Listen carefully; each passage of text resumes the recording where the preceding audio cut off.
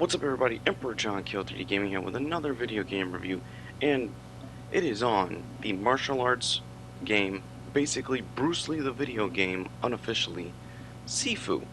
Now Sifu has been sitting on my back catalog for some time now, and I was such an idiot and regret not playing it now. What you're gonna say is, but isn't Sifu a short game? Yes and no. Depending on the player, depending on how much time you invest, and depend how skillful you are at the game, because this game rewards you for your skills in game. Sifu is basically a Souls-like martial arts game. But what I mean by that is, it's not where you go into an open area, level up by beating up the same enemies, then take on the boss. That's actually this game's little brother, Absolver. Or no, big brother, Absolver, which I'll get to in another video at some point because I'm playing that as well. So, Sifu is a revenge story. A revenge story by, I want to say, a little brother, because it's not clear, sort of. You just have to listen to the dialogue, but from what I've pieced together, it's a little brother witnesses the death of his father by his siblings, who also were martial arts masters training under their father. He gets killed by his older brother Yang, and as he gets older, his quest is to take revenge on each of his siblings, taking you through different environments based on the siblings' background, skills, enemy types, and design.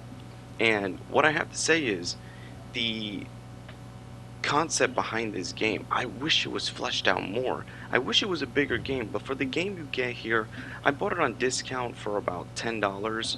The deluxe edition was $10, and I felt like, wow, I could have paid for this game day one, because I've done multiple reruns in my downtime. I played it like 4 times, plus I did a quick speed run of the game on my channel using the modifiers to show you how the modifiers affect the game. So there's basically 5 locations, 5 siblings. Each level, you start from, it almost has like a, how do I say this? Like if you're going into a building, like multiple floors, there's multiple layers to each environment, and though it ends at one linear conclusion to the level, a fight against one of the older siblings, there's multiple ways of getting to that part of the level. If you go back and do reruns of the game, you'll be able to find pathways you never found, find different items like collectibles, find different enemy types in the level. And as for the combat itself, Sifu's combat is beautiful. And what I mean by beautiful, it is beautifully accurate to all the martial arts films that we've seen growing up. But it also tailors on how good you are. Enemies adapt to you depending on difficulty, and in every level you sometimes don't start with all your abilities. What you have to do is, when you fight certain amount of enemies, there's 3 types of experience currency. There's the main one with the medallion, which is your skills, attacks, and abilities. There's one for your posturing, which is the little bar at the bottom, depending if you can deflect, how many times you can take a hit before your guard is broken. And then one, which would be all the way on the left, allows you to level up 3 sets: your health, weapon durability, and how much stamina you have. It's almost a raid-like mode, like raid type thing, or roguelike, my bad, not raid, roguelike. It's a roguelike type martial arts game. And you do feel the difference and impact in each of the abilities you choose for this character that you're playing as. The game has multiple rewards given to you, and it's actually not as difficult as it may seem, because if you just have a pretty quick finger and love playing beat 'em up games, you will adapt to this very quickly. Souls players will easily adapt to this combat style, but me, I'm not a Souls player very much. It's very rare when I like a Souls game. So, but again, this is not a Souls game in the traditional sense. It's a Souls-like game that's also very rogue-like, if that makes any sense, because you do have to choose at the shrine that you go to which abilities you take. Now, the one most interesting mechanic about the game is the aging system. Every time you go down, you age by either 1 or 2 years depending on difficulty. And wow, that can hinder you or benefit you. Now, I believe the max amount of years could be between 70 and 80. Don't quote me on that. Somebody tell me if they played this game before in full. Let me know what the age cap is.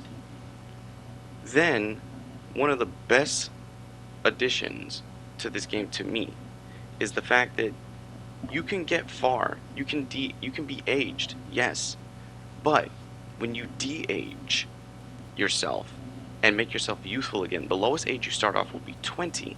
When you get to that point, all the benefits you got from leveling up, like being an older person, will still carry over to your youth when you reset your character's age limit at the shrines.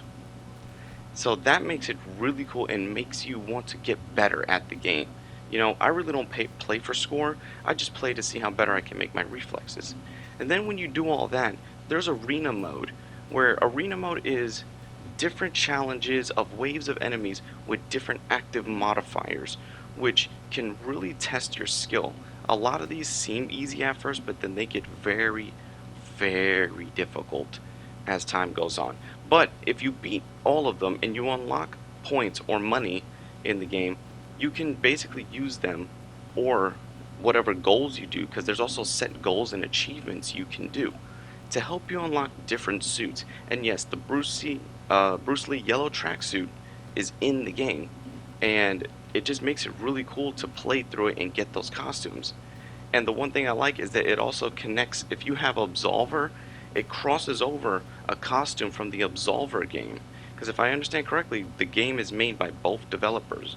So it would, both games are made by the same developer. So it would make sense that they would cross over elements from their previous game into this one. But I wanted to talk about this one first because I feel Sifu, it's almost in reverse. Sifu trains you for the hell and difficulty you deal with in the game Absolver, which is a Dark Souls martial arts light game. But Absolver is another game for another video, because I'm still going through it, and wow, it is very challenging. But as for Sifu itself, I see myself rerunning it quite a few times because the combat is just so fun.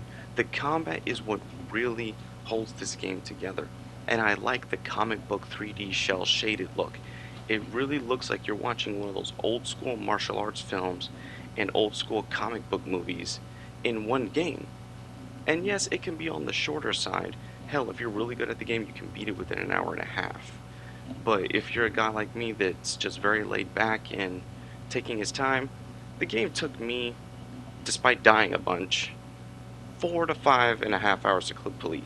And if you're a 100% completionist, 6.5 to go back and basically get through all the other zones and get all the unlockables.